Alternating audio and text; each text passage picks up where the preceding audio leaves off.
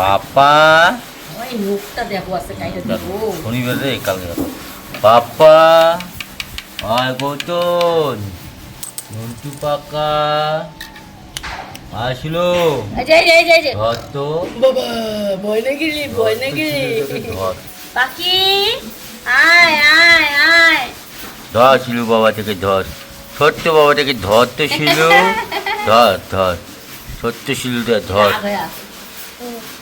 কি হাওয়া দেখলে 10 মাইল দূর। আয়ুষের খাওয়া হয়ে গেছে, এবারে করে নিলাম একটুখানি ব্যানানা শেক। এটা আয়ুষকে দিব, বিমানকে দিব। এই যে হিসু করছে, কি জ্বালা।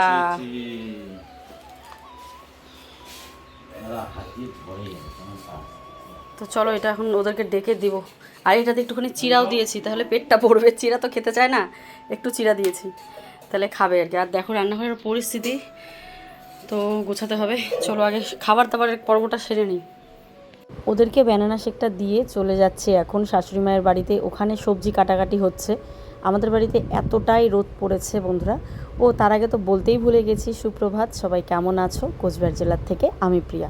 কালকে কিন্তু অর্ধেকের ভিডিও শেয়ার করে ফেলেছি, আর অর্ধেক আছে, ভাবছি আজকে সেটা তোমাদের সাথে শেয়ার করব।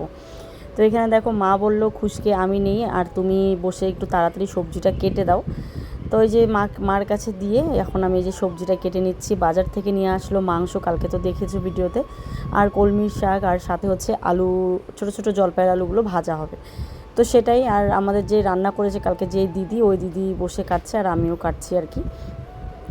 তো আজকে মোটামুটি বাড়ির কয়েকজন বড় ছোটরা মিলে আর কি খাওয়া দাওয়ার একটা আয়োজন করা হয়েছে ছোট্ট করে। না এবার অত বড় করা হয়নি, কারণ দুদিন ধরে ধরো অনুষ্ঠান চলছে, সবারই শরীর কিন্তু ভীষণই খারাপ।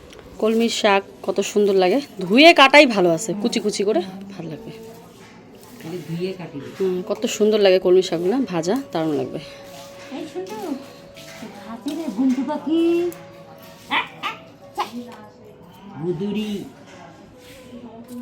তো বন্ধুরা ওইদিকে আমি সবজি যা আছে কেটে দিয়ে আসলাম। রান্না হবে এখানটাতেই, মানে ওই বাড়িতে জলের সমস্যা, তো বারবার টেনে নিয়ে যেতে খুব অসুবিধা হয়, তাই বললাম এখানে। তো মাংসটা এনেছে সেটাকেও বাছতে হবে, তার আগে ভাবলাম সবাইকে একটু ঘোল বানিয়ে দিই, যেহেতু টক দই অনেকগুলোই আছে। লেবু চিনি দিয়ে টক দই দিয়ে একটু ঘোল বানিয়ে দেবো, আর একটু বেশি করেই বানাবো, বুঝতে পারলে, একটা হাঁড়ির মধ্যে দই নিয়ে, যাতে সবাই খেতে পারে। তো চলো ওইদিকে সমস্ত কাটাকাটি হয়ে গেছে, ও মাংসের কাটাকাটিটা হয়নি, আলু ঠালু কাটতে হবে। তো ওরাই বললো তাড়াতাড়ি করে একটু মানে ঘোল বানিয়ে দাও। তো চলো আমি ঘোল বানাবো। আর আজকে দিদিকে বললাম দিদি তুমি ঘরগুলো একটু গুছিয়ে রাখ। দিদি বিছানা পেতে দিচ্ছে, ঘর গুছিয়ে দিচ্ছে। চলো তো বার করলাম দই, টক দই অনেকগুলো ছিল, মানে পেটি ধরে যেটা এনেছিল কেউ খায়নি। মানে আগে মিষ্টি দই এনেছে, সেটা দিয়ে চিড়ামুড়ি খাওয়া হয়েছে, আর মানে কিছু আনা ছিল সেগুলো দিয়েই খাওয়া হয়েছে। পরে যে পেটিটা নিয়ে আসা হয়েছে সেটার কিন্তু আর কেউ খায়নি দই। তো এগুলো না কালকে অনুষ্ঠানেও দেওয়া হয়েছে, আর আজকেও কিছু ছিল, সেগুলো দিয়ে আমি কিন্তু এই যে ঘোল বানাচ্ছি। টক দই মানে কি, গরুর দুধের দই হলে তাও একটু মানে ভালোবাসা থাকতো এগুলোর প্রতি, কিন্তু এগুলো তো ধরো পাউডার দুধের, তো বেকার রেখে লাভ নেই, সবাই মিলে খেয়ে দিয়ে শেষ করাই ঠিক আছে। তো আমি মটর থেকে ঠান্ডা জল, মানে রানিং মটর থেকে ঠান্ডা জল নিলাম, আর নিয়ে এবারে যে দই হাঁড়ির মধ্যে জল দিয়ে এবারে দইটাও দিয়ে দিচ্ছি। মানে দইটা একটু বেশি করেই দেবো, এখানে দেখতে পাচ্ছ 3 কৌটা, মানে হাফ হাফ করে আছে, আর 1 কৌটা ফুল আছে। তো সেটাকে আমি দিয়ে দেবো, দিয়ে খুব টেস্টি করে আর কি ঘোলটা বানাবো। ওখানে যেহেতু সবাই সবজি কাটছে, আর আজকে যা গরম পড়েছে কি বলবো। সেই বাবার কাজের দিন থেকে কিন্তু সেরকম একটা বৃষ্টি নেই, এর আগে অনেক বৃষ্টি হয়েছে, এত দিন থেকে এত গরম। তো এখানে চিনি লবণ এগুলো সমস্ত নিয়ে বসেছি। আর একটা ভিডিওতে আমি দেখেছিলাম কি সুন্দর টাটকা দই দিয়ে ঘোল বানায়, দেখতে না দারুণ লাগে। তো ওটাই আমার বানাচ্ছে, আর মনে পড়ছে যে একটা দোকানে তো দেখেছিলাম।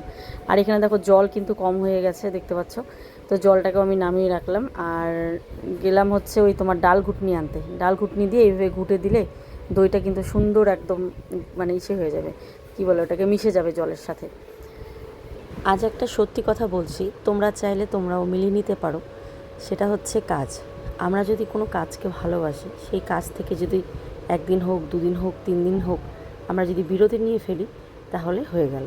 এই যেমন আমার ভিডিও করা 2টো দিন পুরো একেবারেই অফ ছিল, না ফেসবুক, না ইনস্টাগ্রাম, না ইউটিউব, কোনো জায়গাতেই আমি অ্যাক্টিভ ছিলাম না।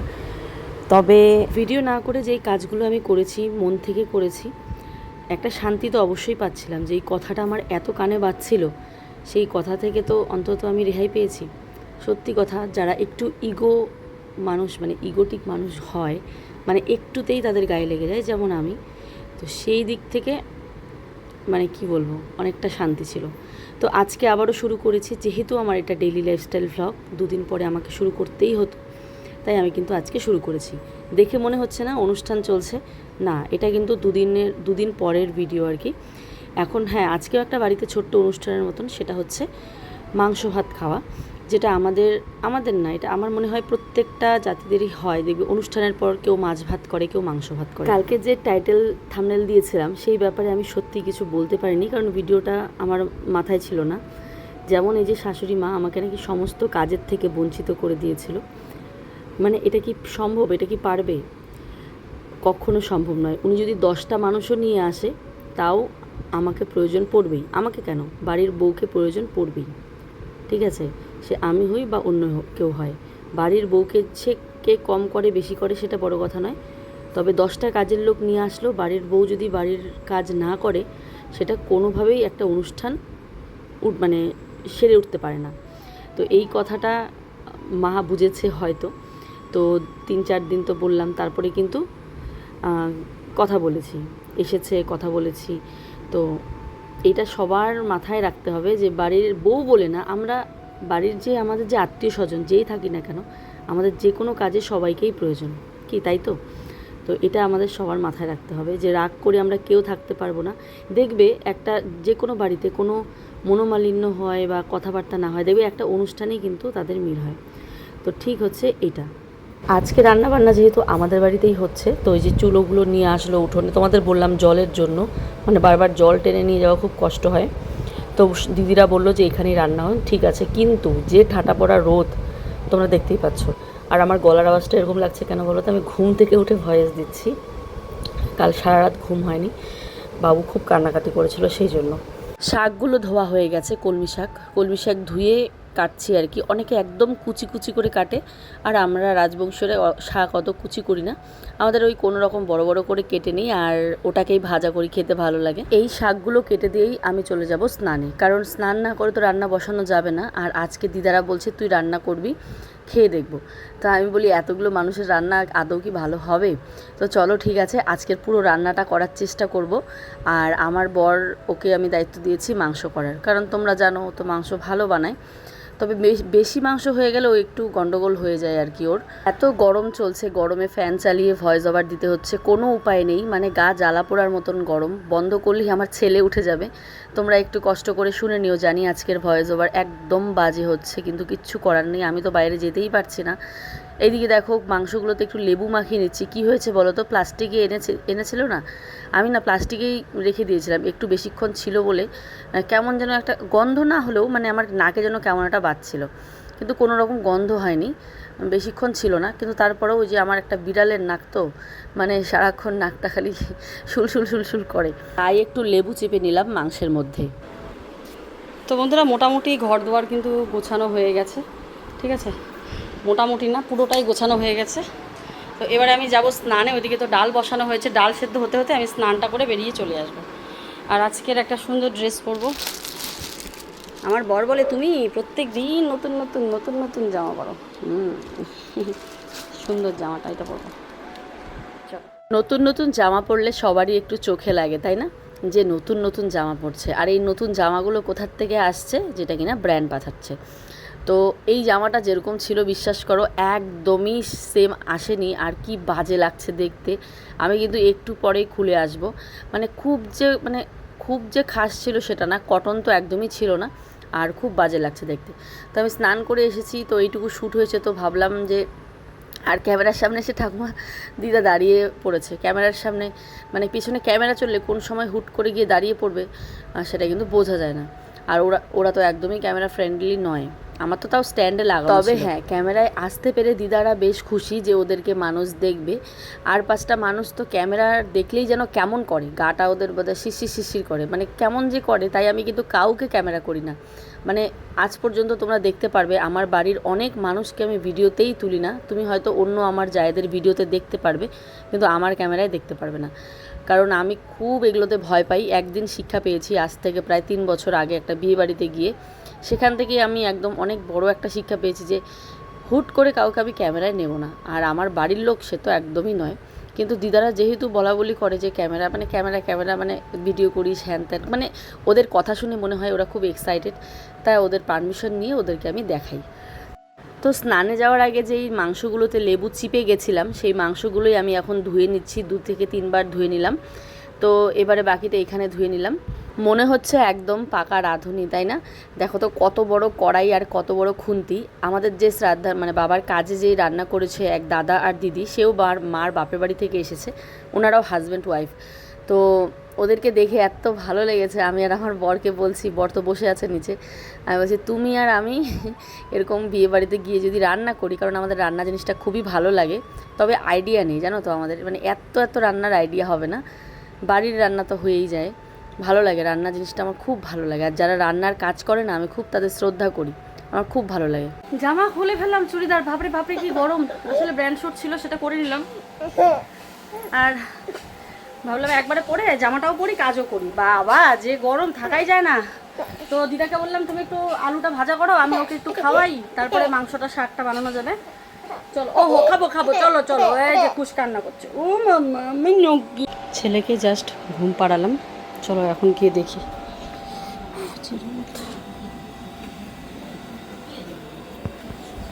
সেই রোদ পড়েছে, আর আজকে কাপড়গুলো শুকিয়েছে, যে দেখো কত কাপড়।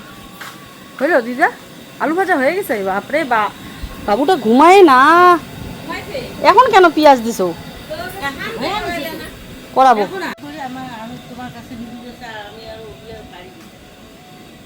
খুশ পাপাকে ঘুম পাড়াতে দিদার আলু ভাজা হয়ে গেছে। আমি বলেছি দিদা নামানোর আগে পেঁয়াজ দেবে, দিদা আগে দিয়ে দিয়েছে। যাই হোক, এক একজনের রান্নার টেকনিক এক এক রকম। আগে দিলে টেস্টটা অন্যরকম লাগে, আর নামানোর আগে পেঁয়াজটা দিলে ওটার টেস্টটা একদম অন্যরকম লাগে। যাই হোক, দিদা স্টাইলে বানিয়েছে, আজকে দিদার স্টাইলে আমি খেয়ে দেখব। মানে আমি ভাবি কি যে রান্নার আগেই হয়তো আলুর মধ্যে পেঁয়াজ দেয়, মানে এত আগে দিয়ে দেয় ওটা জানি না। তো যাই হোক, দিদার থেকে শিখলাম। দেখো, শেখার কিন্তু বয়স নেই। অনেক রান্না আমি পারি না, অনেক রান্না হয়তো দিদা পারে না, এরকম একটা ব্যাপার। আজকে যেমন আমি টমেটো দিয়ে ডাল করছি, সেটা বলে এইভাবেও ডালটা করা যায়। আজকে ডালের প্রশংসা এত হয়েছে কি বলবো। এই যে এক বালতি যে ডাল নামালাম, দেখো এটা কিন্তু সম্বার দেওয়া হয়ে গেছে, সেই টমেটোর ডাল, সর্ষে শুকনো লঙ্কা ফোড়ন দিয়ে। তো আর আমরা যখনই রান্নাবান্না করি না, ভাটিয়া রাজবংশীর মধ্যে কথা হয় যে ভাটিয়া মানে আমরা যেমন ভাটিয়ারা এইভাবে রান্না করে, রাজবংশীরা এইভাবে রান্না করে। মানে আমি যেহেতু এই পুরো দেশীয় বাড়িতে আমি একা রাজবংশী আর কি, তো এইভাবে কিন্তু মানে কথা হয় আর কি, এর বাড়ির রান্না ওর বাড়ির রান্না, যেমন বাঙাল ঘটির একটা ব্যাপার থাকে না, এরকম আর কি। আমাদের এই যখন আমি রান্না করি এরকম হয়, বা ভাটিয়া মানুষ খুব সুন্দর ডাল বানায়, তো ভালো হওয়া চাই। হ্যাঁ, বেকার 420 মারতে গিয়ে আবার খারাপ হয়ে যাবে। থাক, ন্যাচারাল ভাবেই বানাবো, অত টক দই লাগবে না, গ্রাম্য স্টাইলে। হ্যাঁ, ককটেল মশলা দিছে, এত বড় কড়াইয়ে এইটুকু মাংস, এখানে 2 কেজি মাংস, হ্যাঁ বোঝাই যায় না।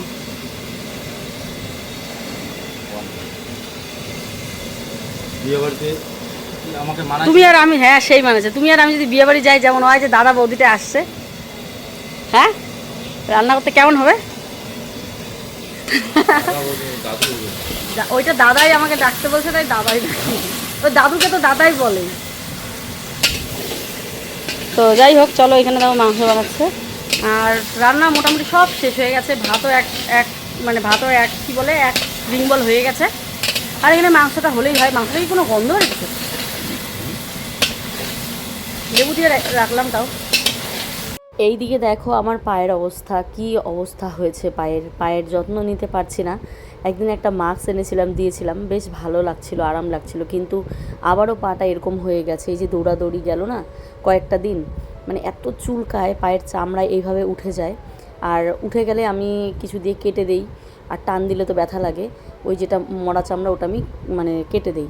আর এদিকে দেখো আমার হাতে কীরকম একটা অ্যালার্জি টাইপ হয়ে যায়, এটা মানে এই গরমের সময় হয় আর কি। দেখো পুরো হাত এত চুলকায়, এত জ্বালা করে, মানে এই যে রোদে আমি বাইরে দাঁড়িয়ে রান্না করছি না, আমি দাঁড়িয়ে থাকতে পারছি না, তাই ফ্যানের নিচে এসে বসলাম, ভাবলাম চলো তোমাদেরকে দেখাই যে হাতটার কি অবস্থা হয়েছে। সব থেকে তো যন্ত্রণা করে এই পাটা, মানে এত চুলকায় আর ব্যথা করে কি বলবো। রান্ধনি বাপ্পাদা আছে না? হয়ে গেছে ওদের রান্না আজকে কিন্তু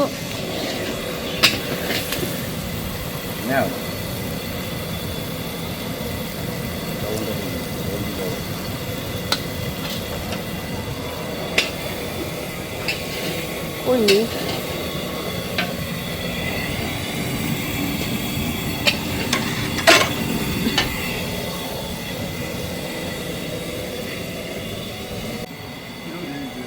হ্যাঁ আলুটা নাড়লে না ভাজা হবে না সিদ্ধ হবে না।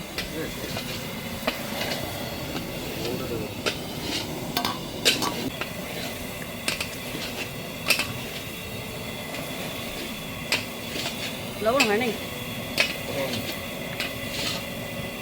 নাই লবণ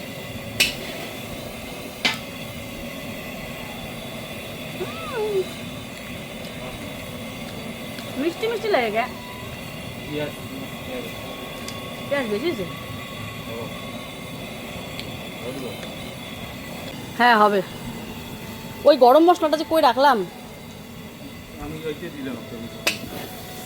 মাংসটা কিন্তু আমাদের সুন্দর হয়ে গেছে এই যে একদম লাল লাল। কেমন হয়েছে মাংসটা? মাংস খাতুম কি খাইলেন তাই? বেশি দিও না হয়েছে হয়েছে হয়েছে হবে বেশি দেখতো। তুমি যতই আন্দুরি হও আমিও আন্দুরি না রে তুই একটু দিয়ে দেওয়া হলে একটা গন্ধ করবে বাজে। না নাড়া দাও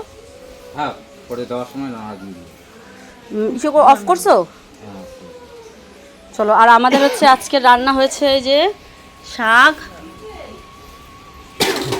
আর হচ্ছে তোমার ডাল হয়েছে। ও সব ওই বাড়িতে নিয়ে গেছে। হ্যাঁ এখানে গরম না সেই জন্য। চলো শাকটা নিয়ে যাই। তো কলমির শাক হয়ে গেছে ওইখানে নিয়ে গেছে সবাই ওখানে। না না চলো নিয়ে যাই দুজনে ধরে নিয়ে যাবো। হ্যাঁ দাঁড়াও এখনো তো খাইতে দিব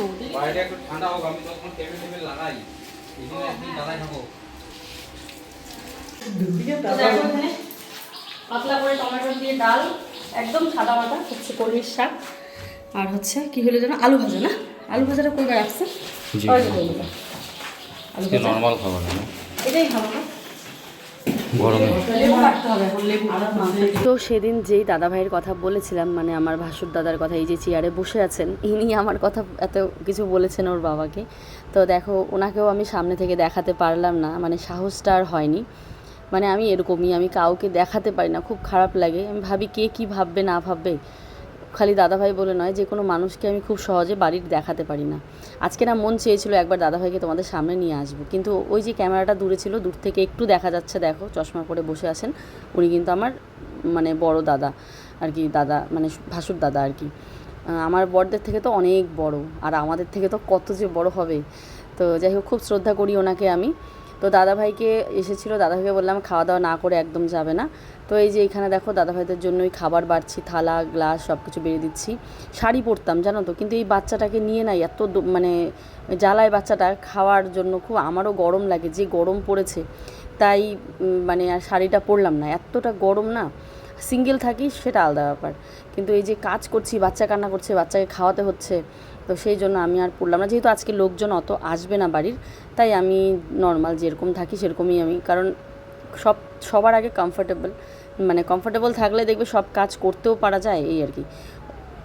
তো এইদিকে সবাইকে বললাম বসে পড়ো ওই দাদা এই দাদা আমার বর এখানে যতগুলো মানুষ বসে আছে সবাই আমার দাদা আর কি ভাসুর দাদা।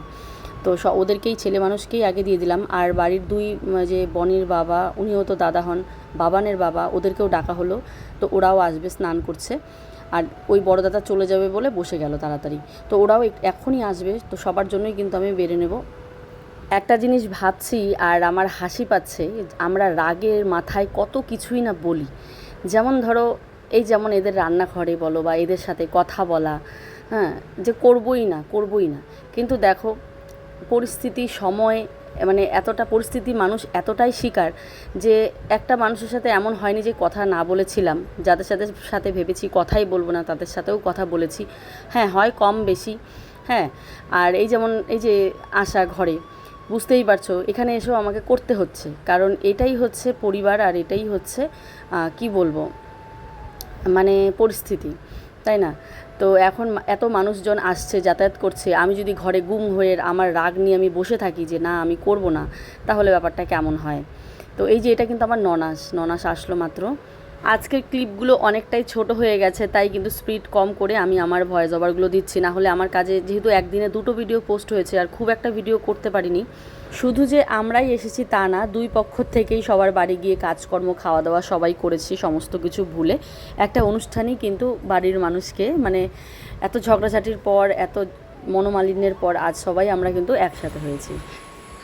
দিদাকে দিয়ে দিলাম ওই যে মাংস, ওইখানে এখন সবাই খাওয়া দাওয়া করবে। দিদা কেমন করে নিয়ে যাচ্ছে দেখো না। আমি এখনও ভিডিও পোস্ট করিনি তো, তাই দিদাকে বললাম। রাত বাজে 10:30, এখনও পর্যন্ত আমার ভিডিও এডিটিংয়ের কাজ চলছে, খুব মানে পরিশ্রম। তো চলো এখন হচ্ছে ওরা ভাত খাবে। মাংস আমি কিছু তুলে রেখেছিলাম, কেন বলো তো, কারণ একবারে সব থাকলে না মানে দিতেও মানে হয়ে যায়, এটা সবাই করে আর কি, মানে বেশি রান্না থাকলে অল্প হলেও তুলে রাখে, যে শর্ট করলে ওখান থেকে আবার নেয় আর কি। এটা প্রত্যেকটা ঘরে ঘরে। তো আমার মাকে আমি কখনো দেখে শিখিনি, বিশেষ করে এটা আমার শাশুড়ি মাকে দেখেই শিখেছি। আমার মা কোনো দিনও তরকারি তুলে এনে রাখতো না, বলে যা আছে দিয়ে দাও। এই জন্য মা ম্যানেজ করতে পারতো না ব্যাপারটা, মানে কম পড়ে গেলে হয়ে গেল, তাহলে যার কম পড়ে সে আর খেতে পারতো না। কিন্তু আমার শাশুড়িকে দেখে শিখেছি। মানুষটা দেখো, প্রত্যেকটা মানুষের আলাদা আলাদা গুণ আছে। তো এই মানুষটা থেকে এটা শিখেছি কীভাবে জিনিস গুছিয়ে রাখতে হয়, কীভাবে তরকারি একটু তুলে রাখলে তরকারিটা বাঁচে, মানে লোকজন আসলে আবার সেখান থেকে দিতে হয়। তো এই আর কি, যেটা শাশুড়ির থেকে শিখেছি, আমার খুব ভালো লাগতো, তাই আমি তুলে রেখেছি মাংসটা। তো দিদা বললো সবাই জানে মাংস আছে, তো আমি বললাম তো নিয়ে গিয়ে খাও, ওর বাবা একটু বাজারে গেছে। তো দিদা বললো আমি তোদের ভাতটা বেড়ে এনে দিচ্ছি, দেখছি মোবাইলে কাজ করছি সারাদিন, একটাও মানে মোবাইলে কাজ করতে পারি না, তুই কাজ কর, আমি তোর ভাতটা এনে দিচ্ছি। এরকম একটা দিদা যদি আমার পাশে থাকতো আর কি বলবো। তো আর সব থেকে বড়ো কথা, খুশ ঘুমাচ্ছে, ওকে রেখে একা বাড়িতে ছেড়ে তো যেতেই পারবো না, পড়ে যাবে। আয়ুষ গেল রাহুলদের বাড়িতে ফুচকা খেয়ে আসলো। আমার চলো তাহলে আজকের জন্য ভিডিও এখানেই শেষ করছি, ফিরে আসছি আগামীকাল আরও একটা ভিডিও নিয়ে। সবাই ভালো থেকো, সুস্থ থেকো, টাটা।